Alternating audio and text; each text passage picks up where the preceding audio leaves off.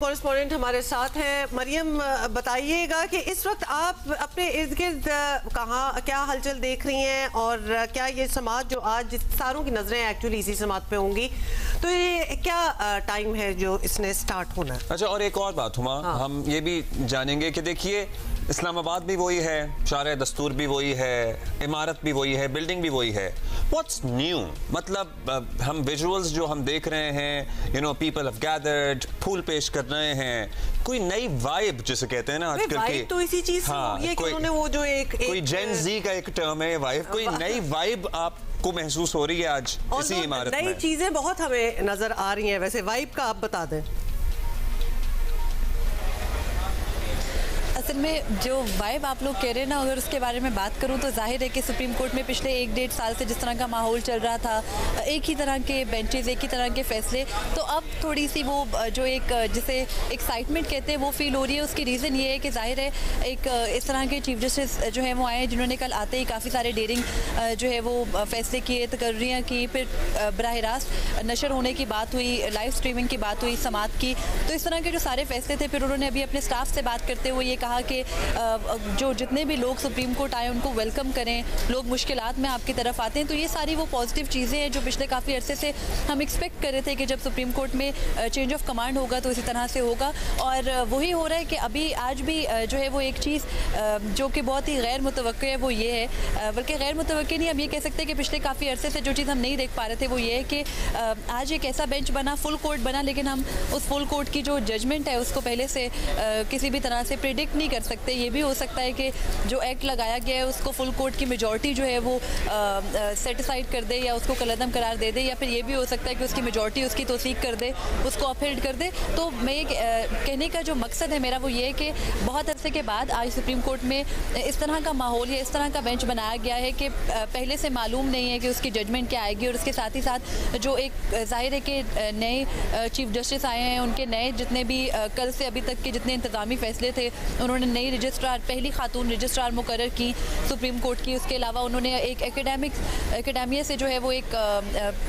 जो PhD scholar हैं, PhD doctor हैं बल्कि, उनको अपना सेक्रेटरी मुकर्रर किया। फिर वो कोयटा से, बलूचिस्तान से ताल्लुक़ रखने वाले एक जो है वो फ़र्द को लेकर आए और उसको अपना स्टाफ मुकर्रर किया। इसी तरह की बहुत सारी तकर्रियाँ, तबादले जो है वो हमने देखे। हम आज के केस की बात कर लेते हैं। अब मरियम, जाहिर है कि बहुत से फैसले तो ये कर ही रहे हैं जिसके बारे में रिपोर्ट भी किया जा रहा है, पढ़ भी सकते हैं, हम आपको बता भी रहे हैं। लेकिन ये जो supreme court practice and procedure bill है, अगर हम थोड़ा सा इसके बैकग्राउंड में जा सकें, कब से मामला शुरू हुआ, फिर ये मामला पास हुआ, फिर ये एक्ट बना और उसके बाद इस पर हुक्म इम्तना आ गया, ज़रा बैकग्राउंड आप हमें, हमारे देखने वालों के लिए हम ज़रा, क्योंकि आज सारा दिन इसी बारे में बात होनी है, so in case you have missed it या किसी को नहीं याद तो याद दिलाने के लिए ज़रा शुरू करते हैं। ये जो supreme court practice and procedural bill है, ये मार्च में जो है वो पार्लियामेंट में पेश किया गया, और पार्लियामेंट से मंजूरी के बाद कौमी असम्बली से मंजूर हुआ, फिर सेनेट से मंजूर हुआ, और उसके बाद सदर मुमलिकत के पास गया, और सदर मुमलिकत ने गालिबन 28 मार्च को ये बिल जो है वो बगैर दस्तखत किए वापस पार्लियामेंट को रिकन्सिडरेशन के लिए भिजवाया था। फिर पार्लियामेंट के मुश्तरका इजलास ने इस बिल की मंजूरी दी थी, और अभी ये बिल अभी जो है वो एक्ट की शक्ल उसने इख्तियार नहीं की थी, सिर्फ पार्लियामेंट से मुश्तरका तौर पर मंजूर हुआ। तो उसके बाद सुप्रीम कोर्ट में इसके खिलाफ दरख्वास्तें आ गई, और सुप्रीम कोर्ट ने अभी बिल को एक्ट बनने से पहले ही उस पर अमल दरामद रोक दिया, और अपने फैसले में ये लिखा कि क्योंकि जो आइन है उसकी बुनियाद ट्राइकॉटमी ऑफ पावर्स यानी इख्तियारात की तकसीम की है कि मुकन्ना एग्जेक्टिव और जो जुडिशरी है वो अपने अपने दायरे में जो है वो काम करेंगे और एक दूसरे के इख्तियारात में मुदाखलत नहीं करेंगे। और ये सुप्रीम कोर्ट के 8 रुकनी बेंच का मुतफिका फैसला था कि जो सुप्रीम कोर्ट के रूल्स हैं और जो सुप्रीम कोर्ट के क़वाइद व ज़वाबित हैं वो बनाने के इख्तियार सिर्फ सुप्रीम कोर्ट के पास है, और अगर सुप्रीम कोर्ट को अपने रूल्स जो कि सुप्रीम कोर्ट रूल्स 1980 कहलाते हैं उनमें कोई रद्दोबदल करना होगा तो वो सुप्रीम कोर्ट की फुल कोर्ट ही मीटिंग जो है उसके अंदर ही मुमकिन हो सकता है। पार्लियामेंट के पास कोई इख्तियार नहीं है कि वो 2/3 अक्सरियत के बगैर इस तरह से जो है वो कानून साजी के ज़रिए सुप्रीम कोर्ट के जो कवानीन हैं या उसके जो क़वाइद व ज़वाबित हैं उनमें रद्दोबदल करे। और फिर ये जो है वो कह के इस एक्ट के ऊपर स्टे दिया गया कि अगर इस एक्ट को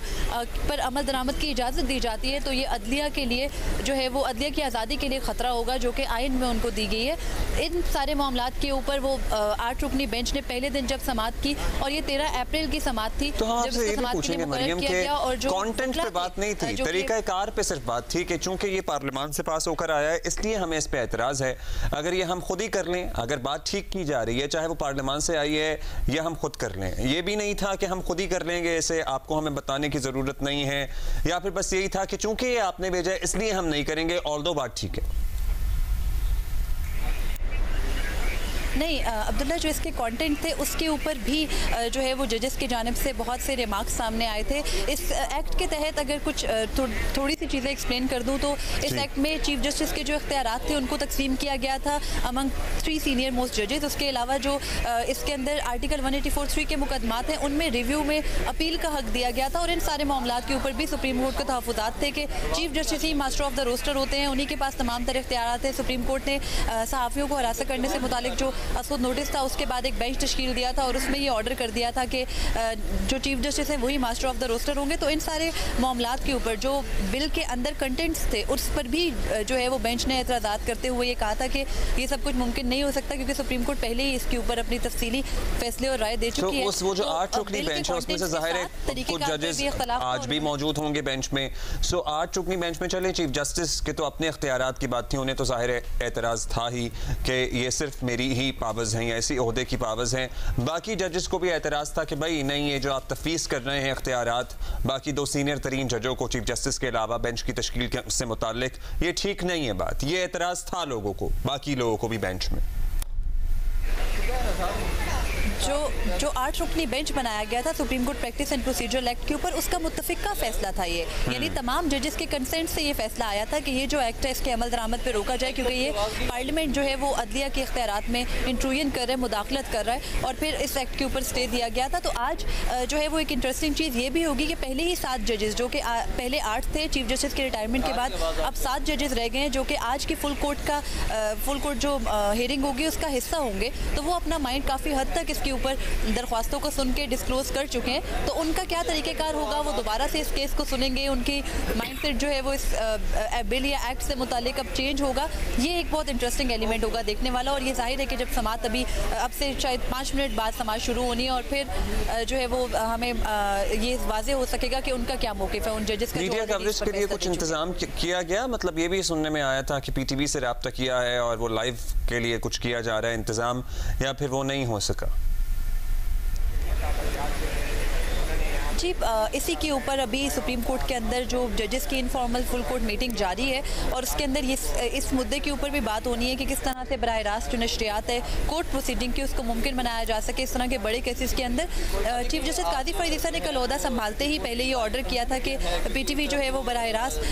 नशरियात के इंतजाम करे। पाकिस्तान टेलीविजन की टीम जो है वो गुज़श्ता रोज़ यहाँ पर आई थी, उन्होंने इंतजाम का जायज़ा लिया था, लेकिन उनको कुछ तकनीकी वजूहात पर जो है वो कुछ ऑब्जेक्शन थे, जिन ऑब्जेक्शन को चीफ जस्टिस के में लाया गया है और अब इसी के ऊपर जो है वो जजेस की मुशावरत जारी है। तो ये समाज शुरू होने तक जो है वो अभी इस चीज़ के ऊपर डिस्कशन जारी है। हतमी तौर पर क्या फैसला होता है, बराह रास्त नशर किया जाता है या नहीं किया जाता, ये अब से कुछ देर में वाज़ेह हो जाएगा। अच्छा, चूंकि हम कंटेंट्स ऑफ द बिल जो है उसकी भी बात कर रहे हैं और भी हमने बहुत सी बातें कर दी हैं supreme court practice and procedure act की, आज हमारी एक्सपेक्टेशन क्या है? समाअत शुरू होगी इस पे, चूंकि हमें बहुत से जजेस की क्या तासुरात हैं वो ऑलरेडी पता भी हैं, तो हम क्या एक्सपेक्ट कर रहे हैं कि इसकी कोई रूलिंग होगी आज, कोई फाइनल वर्डिक्ट होगा आज, या अभी समाअत शुरू होगी तो इस पर डिस्कशन ही होगी?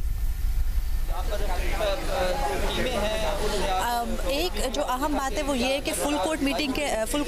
हेयरिंग के अंदर क्योंकि सारे जजेस का होना ज़रूरी होता है और कुछ जजेस हैं जो कि उनके कुछ शेड्यूल्ड दौरे हैं बैरून मुल्क के, जो आज रात जो है वो